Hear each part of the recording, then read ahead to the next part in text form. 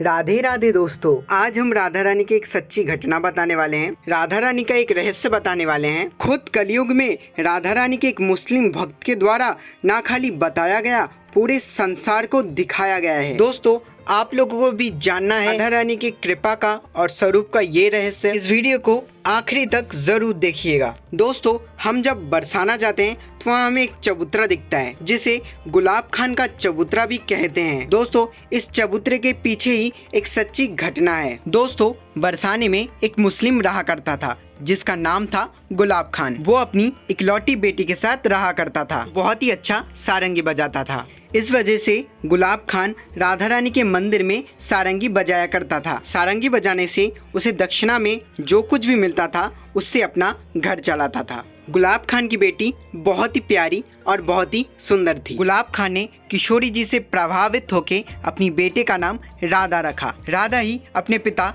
गुलाब खान का बहुत ही अच्छी तरह ध्यान रखती थी। वो पूरे बरसाने गांव की प्यारी थी। जब मंदिर में भजन गाए जाते थे वो नाच नाच कर किशोरी जी को रिझाया करती थी। जैसे जैसे समय बीतता गया, जब राधा बड़ी हो गई, गांव वालों ने गुलाब खान से कहा कि गुलाब, अब तो तुम्हारी राधा बड़ी हो चुकी है, उसके लिए कोई योग्य वर देख के उसकी तुम शादी करवा दो। गुलाब खान ने राधा की शादी तय कर दी। राधा वैसे ही बरसाने वालों की प्यारी थी। गाँव वालों ने मिलकर राधा के लिए धन इकट्ठा किया। इस तरह राधा की शादी बहुत ही अच्छी तरह हो गई। राधा की विदाई हो जाती है। अब ये समय वो था जब गुलाब खान के ऊपर राधा रानी की असली कृपा बरसने वाली थी, क्योंकि गुलाब खान का इस पूरी दुनिया में अपनी बेटी के अलावा कोई था ही नहीं। गुलाब खान अपनी बेटी से बहुत ही ज़्यादा प्यार करता था।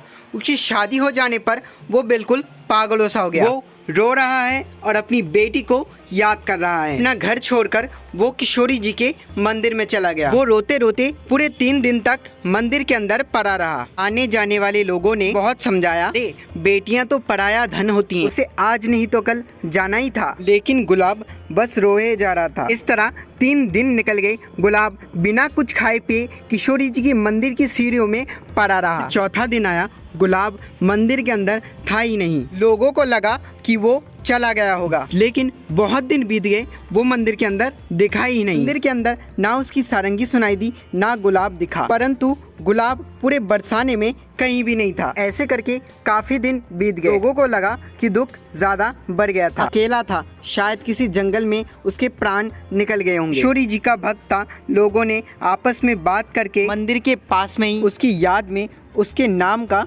चबूतरा बनवा दिया और उसका नाम गुलाब खान का चबूतरा रख दिया। सब लोग ये मान चुके थे कि गुलाब खान अब नहीं रहा। दिन बीते, महीने बीते, सालों बीत गए। एक दिन अचानक से किशोरी जी के मंदिर के पुजारी सीढ़ियों से नीचे उतर रहे थे किशोरी जी की पूजा खत्म करके। तभी पंडित जी को गुलाब की आवाज सुनाई दी। पंडित जी ने पीछे देखा तो गुलाब खड़ा था। झाड़ियों से निकलकर वो पुजारी के सामने अचानक से प्रकट हो गया। पुजारी डर गए, ये कोई प्रेत बाधा तो नहीं है? वो तो मर चुका था। अरे, गुलाब के नाम पे तो चबूतरा तक बन चुका है। फिर गुलाब ने कहा, देखिए पंडित जी, मैं ही हूँ, मैं जिंदा हूँ। तब जाकर पंडित जी को गुलाब शांत कर पाया और पंडित जी को चैन की सांस मिली। पंडित जी गुलाब से सबसे पहले एक ही सवाल पहले पूछे कि गुलाब, तुम इतने सालों से कहाँ थे? गुलाब कहता है, मैं तो यहीं था, श्री राधा रानी की सेवा कर रहा था। पुजारी जी कहते हैं कि हमने तो तुम्हें नहीं देखा। गुलाब कहता है कि अगर आपको विश्वास नहीं होता तो ये देखो। फिर गुलाब ने अपने पास से एक पान दिखाया। पंडित जी को यकीन नहीं हुआ। बिल्कुल वही पान का पेड़ा था, राधा रानी के चरणों में अभी अभी रख के आए थे। पंडित जी कहते हैं, अरे ये तो वही पान का पेड़ा है जो किशोरी जी के सोने से पहले मैं उनके चरणों में रख के आया था। गुलाब कहता है, अभी अभी किशोरी जी ने मुझे ये प्रसाद रूप में दिया है, उन्होंने मुझे अपने निकुंज में रख लिया है। पंडित जी कहते हैं, अच्छा, तुमने ऐसे कौन से कर्म किए जो राधा रानी ने तुम्हारे ऊपर इतनी बड़ी कृपा कर दी? पंडित जी कहते हैं, मैं तो बहुत ही सालों से राधा रानी के मंदिर में सेवा पूजा कर रहा हूँ, अभी तक मुझे तो निकुंज के दर्शन नहीं हुए। तब गुलाब कहता है, जब मैं 3 दिन से रो रहा था, तड़प रहा था, तब हमारी दयामयी श्री राधा रानी से ये देखा नहीं गया। जब मैं मंदिर में पड़ा हुआ था तब अचानक से मंदिर से एक कन्या निकलती है और कहती है कि बाबा, मुझे आज सारंगी सुननी है, तुम सारंगी बजाओ, मैं नृत्य करूंगी। पता नहीं कहां से मेरे पास एक सारंगी भी आ गई। उसमें इतनी निवेदता थी कि मैं अपनी नजरें हटा ही नहीं पाया। वो कन्या नृत्य करते करते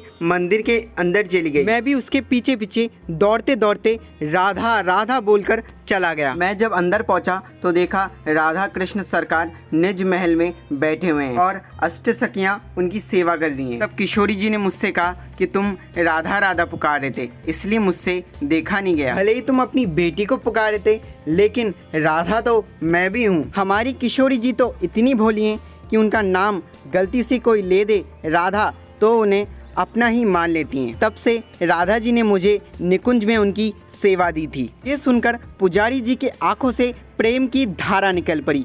वो रो पड़े। आज भी प्रेम सरोवर के पास गुलाब खान का समाधि स्थल बना हुआ है। उनके समाधि स्थल को गुलाब सखी के चबूतरे के नाम से भी जाना जाता है। दोस्तों, आपको ये वीडियो कैसा लगा कमेंट पर ज़रूर बताएं। और दोस्तों, आपको ये वीडियो पसंद आया तो लाइक और शेयर और सब्सक्राइब करना बिल्कुल भी ना भूलें। कान्हा से जुड़ी सबसे खास जानकारी को पाने के लिए मैं मिलता हूँ आपको अगले वीडियो में। आज के लिए इतना ही। Stay happy and Radhe Radhe.